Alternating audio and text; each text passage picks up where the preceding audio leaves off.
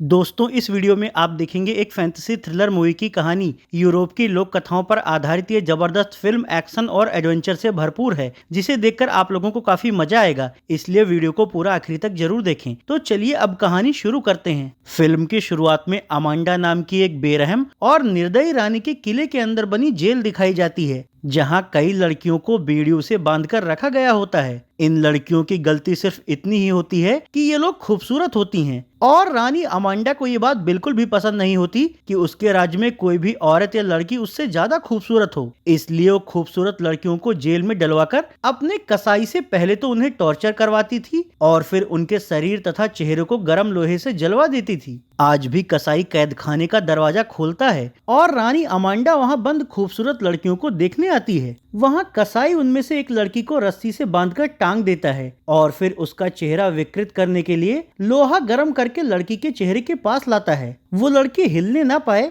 इसलिए बेरहम रानी अमांडा उसके बाल पकड़ लेती है। लेकिन इससे पहले कि कसाई उसे जलाता, अमांडा का सेनापति वहां आ जाता है। तो अमांडा सेनापति से कहती है, तुम्हें अभी आना था, देख नहीं रहे हो हम यहाँ क्या कर रहे हैं। सेनापति कहता है, माफ करिए रानी, ये काम आप बाद में भी कर सकती हैं, पर मेरे पास एक बुरी खबर है। अमांडा पूछती है, कैसी बुरी खबर? तो सेनापति कहता है, आज जब हमारी सैनिक टुकड़ी के कुछ सैनिक छुट्टियों के लिए घर जा रहे थे, तो जंगल में डाकू माइकल के गिरोह ने उन पर हमला करके उनसे लूटपाट की और उन्हें मार डाला। डाकुओं के इस हमले में हमारी उस सैनिक टुकड़ी का सिर्फ एक ही घायल सैनिक जिंदा बच पाया है। तो अमांडा उस घायल सैनिक से पूछती है, आखिर तुम कैसे जिंदा बच गए? सैनिक कहता है, महारानी, जैसा कि आप जानती हैं, सरदार माइकल के गिरोह में दुनिया के 7 सबसे खतरनाक डाकू हैं। उन 7 से सभी लोग डरते हैं। जंगल में जाते वक्त जब उन डाकुओं ने हमारी सैनिक टुकड़ी पर हमला किया, उस समय उनमें से एक डाकू की गोली मेरे कंधे में लग गई और मैं घायल होकर एक गड्ढे में गिर गया। इसी वजह से मैं जिंदा बच पाया। ये सब सुनने के बाद भी अमांडा को उस पर रहम नहीं आता, बल्कि वो कसाई से कहती है, इसे मार डालो, क्योंकि हमारे राज्य में कमजोर सैनिकों का कोई काम नहीं। तो अमांडा के आदेश पर कसाई उस सैनिक का सिर लोहे की भट्टी पर पटक पटक कर उसे बड़ी ही बेरहमी से मार डालता है। अब नताशा सेनापति से कहती है, 7 डाकुओं के इन गिरोह ने हमारी नाक में दम कर रखा है। आए दिन ये हमारे खिलाफ कुछ न कुछ करते रहते हैं और हम उन्हें पकड़ तक नहीं पा रहे। इस पर सेनापति कहता है, महारानी, हमारे राज्य का मशहूर तलवारबाज टॉम अपने विदेश यात्रा से वापस लौट आया है। शायद वो डाकू माइकल के गिरोह को हरा सके। ये सुनकर अमांडा सेनापति को भेजकर टॉम को अपने पास बुलवाती है और टॉम को अपने दरबार में बड़े पद का लालच देते हुए कहती है, अगर तुम मेरी योजना के अनुसार उन 7 डाकुओं को पकड़ने या मारने में कामयाब रहे, तो मैं तुम्हें अपना खास अंगरक्षक बना लूंगी।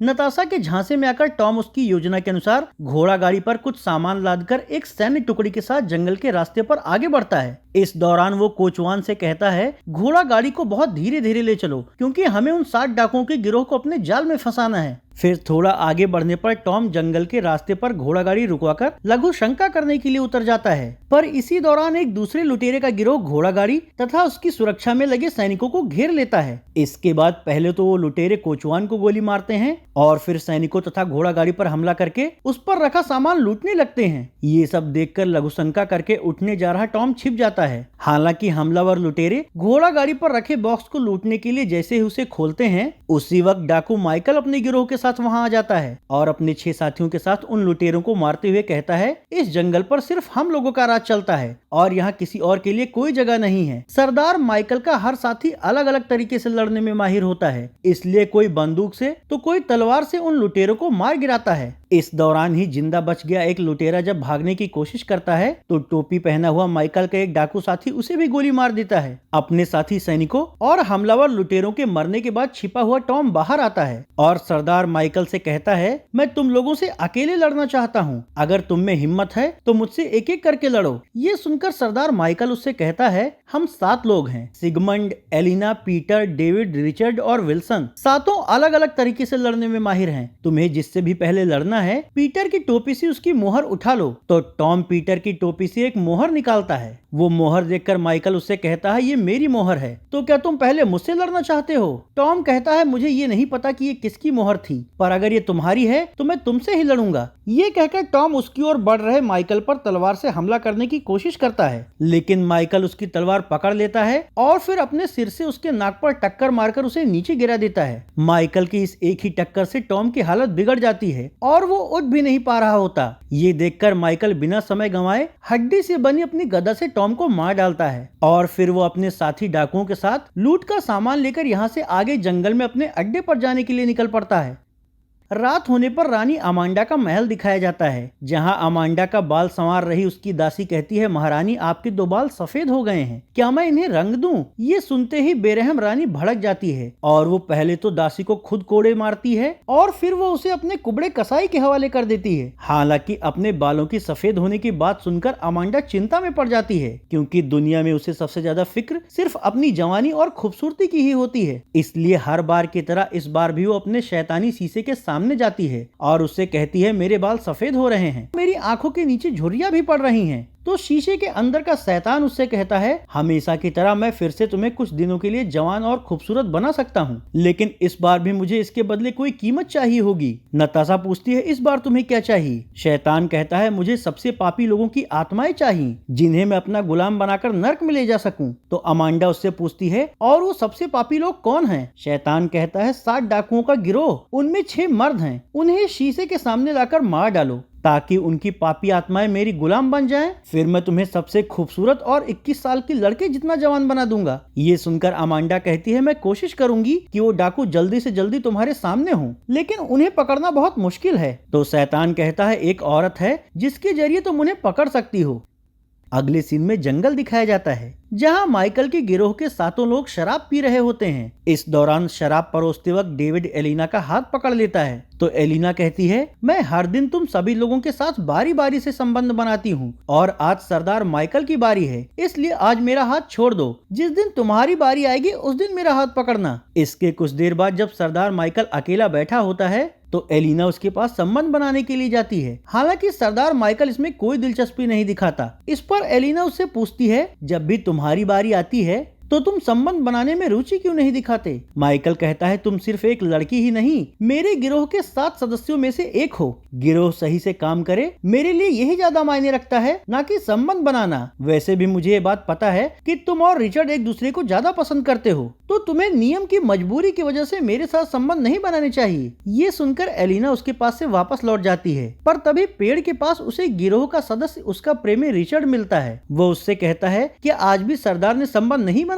एलिना कहती है, नहीं। इस पर रिचर्ड कहता है, फिर तो हम दोनों संबंध बनाते हैं। तो एलिना कहती है, नियम के अनुसार आज तुम्हारी बारी नहीं है, अगर मैं नियम तोड़ूंगी तो मुझे सजा मिलेगी। रिचर्ड कहता है, किसी को इस बारे में कुछ भी पता नहीं चलेगा। अगले दिन विल्सन की बारी होती है, इसलिए सुबह होने पर वो एलिना के साथ जंगल के किनारे मौजूद उस महिला के मकान पर जाता है, जहाँ 7 डाकू अपनी बारी आने पर आकर संबंध बनाया करते थे। विल्सन उस मकान मालकिन को किराया देकर एलिना को अपने साथ मकान के अंदर ले जाता है और दरवाजा बंद कर लेता है। ये दोनों ही इस बात से अनजान होते हैं कि आज मकान मालकिन उन्हें धोखा देने वाली है। थोड़ी देर बाद रानी के सिपाही जैसे ही मकान के बाहर आते हैं तो मकान मालकिन उनसे सिक्कों की थैली लेकर उन्हें दोनों के अंदर होने की बात बता देती है। ये जानकारी पाकर सैनिक मकान का गेट खोलकर अंदर घुस जाते हैं और वहाँ मौजूद एलिना तथा विल्सन पर गोलियां चलाने लगते हैं। हालांकि सेनापति उन्हें गोली चलाने से रोकते हुए कहता है, रानी के आदेश के अनुसार इन्हें जिंदा ही ले चलना है। अब तक विल्सन और एलिना भी सक्रिय हो जाते हैं और उन सैनिकों से लड़ने लगते हैं। इस दौरान ये दोनों डाकू यहाँ से भागने की कोशिश भी करते हैं, पर सेनापति गेट बंद कर देता है। ये देखकर बचने के लिए दोनों डाकू जी जान से भिड़ जाते हैं। हालांकि सैनिकों की संख्या ज्यादा होती है, इसलिए एलिना विल्सन के पास ऊपर रखी एक कुदाल फेंकती है। तो विल्सन कुदाल लहराकर सैनिकों को मारने की कोशिश करता है, जिससे कि कुछ सैनिक घायल भी हो जाते हैं, पर बाकी के सैनिक उसे पकड़कर बुरी तरह पीटना शुरू कर देते हैं। ये देखकर एलिना एक सैनिक से बंदूक छीनकर उसे विल्सन को मार रहे सैनिकों की ओर तानते हुए कहती है, विल्सन को छोड़ दो। तो सैनिक डरकर विल्सन को छोड़ देते हैं, लेकिन इसी वक्त रानी अमांडा का कुबड़ा कसाई वहां कर एलिना के हाथ में पकड़ी हुई बंदूक की नली मोड़ देता है। इससे बाजी फिर से सैनिकों के हाथ में आ जाती है और वो लोग विल्सन तथा एलिना को मारते पीटते हुए बंदी बना लेते हैं।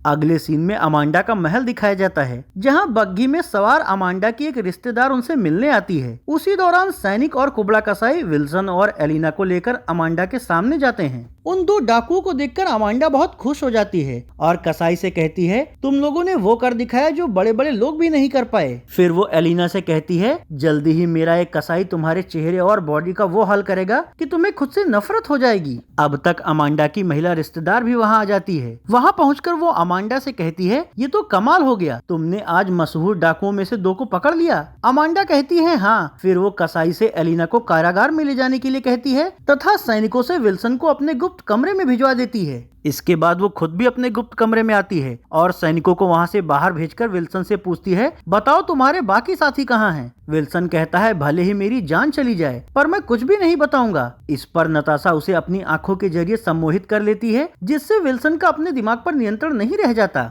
तो अब वश में करने के बाद अमांडा उसे अपने शैतानी दर्पण के सामने ले जाती है। उसे देखकर शैतान अमांडा से कहता है, जल्दी से इसे इस दर्पण के सामने ही मार डालो ताकि मैं इसकी पापी आत्मा को गुलाम बना सकूं। तो नताशा सम्मोहित विल्सन को चाकू मार देती है। विल्सन के मरते ही उसकी आत्मा शैतान के कब्जे में आ जाती है, जिससे कि वो बहुत खुश होता है और कहता है, बाकी के डाकुओं को भी यहाँ लाओ, तब तक मैं इसे नर्क में ले जा रहा हूँ। दूसरी ओर कारागार में कैद एलिना वहाँ से बाहर निकलने का तरीका सोच रही होती है। अगली सुबह जब माइकल तथा उसके साथियों को जंगल में एलिना और विल्सन नहीं दिखते तो वो उन्हें इधर उधर ढूंढने लगते हैं। ढूंढते वक्त सिगमंड सबसे कहता है, वो दोनों किराए के मकान से वापस नहीं लौटे हैं। ये सुनकर माइकल सबके साथ जाकर महिला के मकान की तलाशी लेता है, जहां माइकल के साथियों को विल्सन और एलिना के कपड़ों के साथ साथ कई सैनिकों के फटे हुए कपड़े और कई जगहों पर गिरे हुए खून की बूंदें दिखती हैं। इससे उन सबको ये अंदाजा हो जाता है कि यहाँ जरूर कोई गड़बड़ हुई है। इसलिए पीटर मकान मालकिन का गला दबाने लगता है, तो वो उसे सच बता देती है। सच जानने के बाद गद्दारी करने की वजह से पीटर उस महिला को मार डालता है। इसके बाद ये 6 डाकू अमांडा के कब्जे से विल्सन और एलिना को छुड़ाने की योजना बनाते हैं, जिसमें कि सिगमंड माइकल से कहता है, हम बस 5 लोग ही हैं, इसलिए किले पर हमला करना बेवकूफी होगी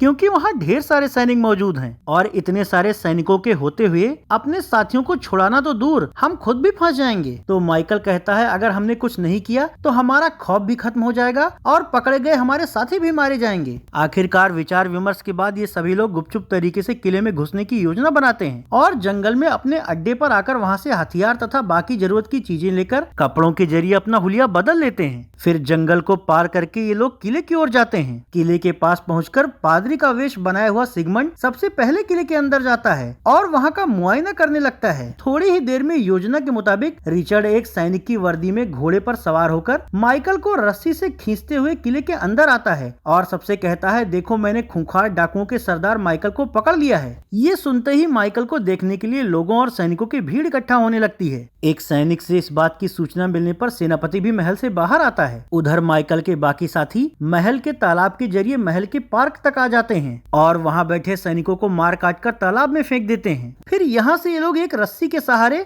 महल की खिड़की के जरिए महल के ऊपरी कमरे में पहुँचने में कामयाब रहते हैं। इधर सेनापति रिचर्ड से कहता है, तुमने डाकुओं के सरदार को पकड़कर बहुत बहादुरी वाला काम किया है, पर अगर तुम हमारे ही सैनिक हो तो मैं तुम्हें पहचान क्यों नहीं पा रहा। इस पर रिचर्ड झूठ बोलते हुए कहता है, क्योंकि मैं राज्य की सीमा पर मौजूद हूँ, इसलिए आप मुझे नहीं पहचानते होंगे। खिड़की के जरिए रिचर्ड के बाकी 2 साथी बंदूक लेकर रिचर्ड पर नजर रख रहे होते हैं, ताकि अगर रिचर्ड का राज खुल जाए तो वो दोनों तुरंत ही सैनिकों और सेनापति पर गोली चला सकें। इसी बीच कुबड़ा कसाई वहाँ कर रिचर्ड को सूंघते हुए कहता है, इसने सैनिक की वर्दी जरूर पहनी है, पर इसके शरीर से वैसी ही गंध आ रही है जैसे पकड़े गए दोनों डाकुओं के शरीर से आ रही थी। ये सुनकर सेनापति का शक बढ़ जाता है और वो रिचर्ड से पूछता है, मुझे अपने बारे में और बताओ। हालांकि तभी रानी और उसके रिश्तेदार भी माइकल को देखने महल की बालकनी पर आती हैं। उन्हें देखकर खिड़की पर बंदूक लेकर खड़े पीटर से डेविड गोली चलाने के लिए कहता है, तो पीटर डेविड से कहता है, वहाँ 2 शाही औरतें खड़ी हैं, उनमें से रानी कौन है? डेविड कहता है, मुझे भी नहीं पता,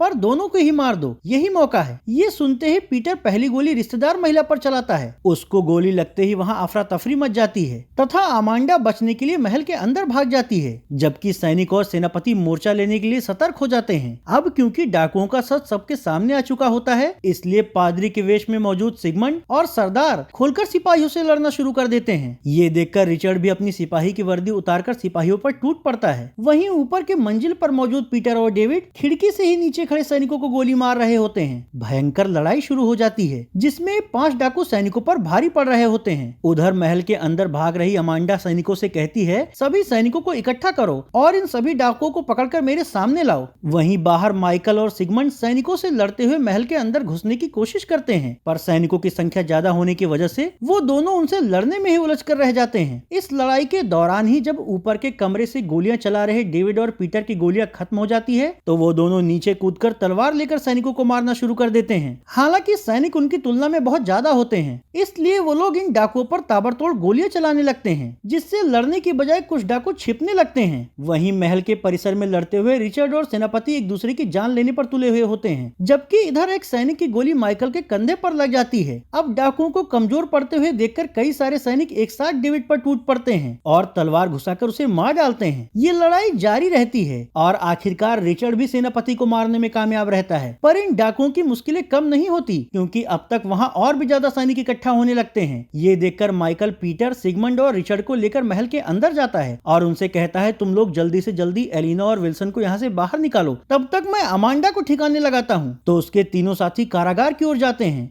जहाँ कुबड़े कसाई ने एलिना को पकड़ रखा होता है। इन तीनों डाकुओं को वहाँ देखकर वो उनसे कहता है, अगर तुम में से कोई भी करीब आया तो मैं इसे मार डालूंगा। ये सुनकर तीनों अपने हथियार फेंक देते हैं। हालांकि तभी एलिना कुबड़े के पैर पर हमला करती है जिससे उसका संतुलन बिगड़ जाता है। ये देखते ही मौका पाकर तीनों डाकू कुबड़े कसाई को दबोच लेते हैं और पीटर उस पर बंदूक तानकर कहता है, तुम्हारा खेल खत्म हुआ। तो कुबड़ा उससे कहता है, तुम में से जिसमें भी हिम्मत है वो मुझसे अकेले लड़के दिखाए। अगले सीन में अमांडा को दिखाया जाता है जो महल में उसका पीछा कर रहे माइकल को जानबूझकर अपने पीछे भगाते हुए अपने गुप्त कमरे में ले जाती है। दूसरी ओर कारागार में कुबड़ा कसाई डाकुओं में फूट डालने के लिए उनसे कहता है, ये लड़की एलिना तुम सबके साथ सोती भले ही है पर इसके दिल और दिमाग में सिर्फ रिचर्ड है। ये सुनकर सिगमंड और पीटर भड़क जाते हैं तो रिचर्ड उन्हें शांत करते हुए कहता है, हम लोग इस बारे में यहाँ से बाहर निकल कर बात कर लेंगे, अभी हमें इसकी बातों में आकर मनमुटाव नहीं करना चाहिए। तो पीटर उससे कहता है, जो भी हो पहले तुम इस कुबड़े से लड़ने जाओ। अगले सीन में फिर से अमांडा को दिखाया जाता है जो अपने गुप्त कमरे में ले जाकर माइकल को भी अपनी आंखों के जरिए वश में करने की कोशिश करती है, पर माइकल की एक आंख अंधी होने की वजह से वो पूरी तरह उसके सम्मोहन में नहीं आ पाता। हालांकि अमांडा इस गलत फहमी में होती है कि माइकल पूरी तरह उसके वश में है, इसलिए वो उसे भी शीशे के सामने ले जाकर चाकू मारने की कोशिश करती है, पर माइकल उसका चाकू रोककर उल्टा उसके ही पेट में घुसा देता है, जिससे कि बेरहम अमांडा मारी जाती है और अब अमांडा की आत्मा शैतान के कब्जे में चली जाती है। तो शैतान अमांडा से कहता है, अब तुम भी नर्क में मेरी गुलामी करोगी, पर मैं जल्दी ही इस माइकल की पापी आत्मा को भी अपने साथ ले जाऊंगा। ये सुनते ही माइकल वो शैतानी शीशा तोड़ देता है जिससे शैतान का संपर्क वहां से कट जाता है। दूसरी ओर कुबड़े और रिचर्ड में भयंकर लड़ाई हो रही होती है। कुबड़ा काफी ताकतवर होता है इसलिए वो रिचर्ड पर भारी पड़ रहा होता है। हालांकि लड़ाई के दौरान ही रिचर्ड बड़ी ही फुर्ती से उसके कंधे में तलवार घुसा देता है। हैरानी की बात यह होती है कि तलवार घुसने के बाद भी वो कुबड़ा तुरंत नहीं मरता और तलवार निकालकर रिचर्ड की ओर बढ़ने लगता है। ये देखकर रिचर्ड अपने साथियों से कहता है, जल्दी से मुझे कोई हथियार दो। उसकी बातें सुनकर उसकी प्रेमिका एलिना उसको एक चाकू पकड़ाने की कोशिश करती है, पर पीटर उसे ये कहकर रोक देता है कि ये उसकी अकेले की लड़ाई है और इसमें उसकी मदद कोई नहीं करेगा। तो अब क्योंकि रिचर्ड निहत्था होता है और कोई उसे हथियार भी नहीं दे रहा होता, इसलिए मौके का फायदा उठाकर कुबड़ा रिचर्ड के पेट में तलवार से एक के बाद एक कई वार करता है। इस दौरान एलिना उसे बचाने जाना चाहती है लेकिन पीटर उसे पकड़े रहता है, जिससे कि देखते ही देखते रिचर्ड मारा जाता है। अब रिचर्ड के मरते ही गुस्से से तिलमिलाई एलिना एक चाकू लेकर कुबड़े पर टूट पड़ती है और उसे तब तक चाकू मारती है जब तक कि वो बेजान होकर गिर नहीं जाता। हालांकि इससे भी एलिना को शांति नहीं मिलती और वो पीटर को चाकू दिखाकर उससे कहती है, रिचर्ड की मौत के लिए तुम भी बराबर जिम्मेदार हो। पर इसी दौरान माइकल वहां आता है और एलिना को पीटर की ओर बढ़ते हुए देखकर उसे गोली मार देता है। माइकल की इस हरकत पर पीटर उससे नाराज होते हुए कहता है, तुमने ये बिल्कुल भी सही नहीं किया। अब इससे पहले कि ये लोग फिर से आपस में लड़ते, कई सारे सैनिक इन्हें घेर लेते हैं। तो ये तीनों जी जान लगाकर उनसे लड़ते हैं, लेकिन सैनिकों की संख्या ज्यादा होने की वजह से आखिरकार ये लोग मारे जाते हैं और इस तरह फैंटेसी थ्रिलर मूवी यहीं खत्म हो जाती है।